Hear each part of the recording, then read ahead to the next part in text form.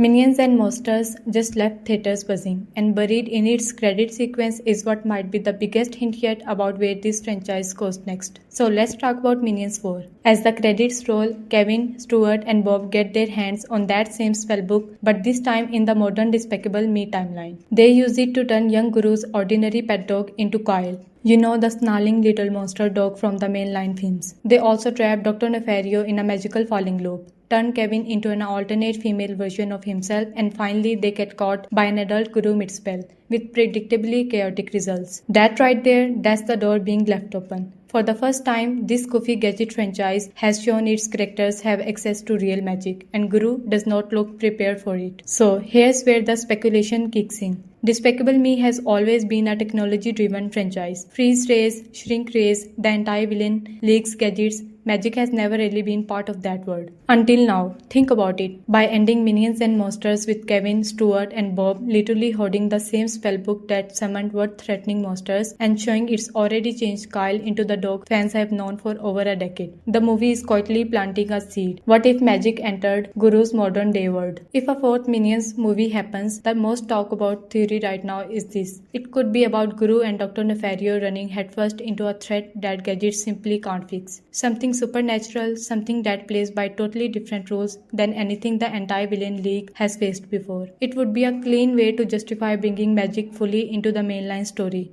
instead of keeping it contained to a period piece prequel. But here's something worth remembering about how this franchise actually works. Every Minions movie so far has jumped to a totally different era, with mostly new cast of side character Minions. The Arctic era in the first Minions, the 1960s in The Rise of Gru, and now the 1920s in Minions and Monsters. None of them are direct connected sequels to each other in the traditional sense. So are you looking forward to Minions 4?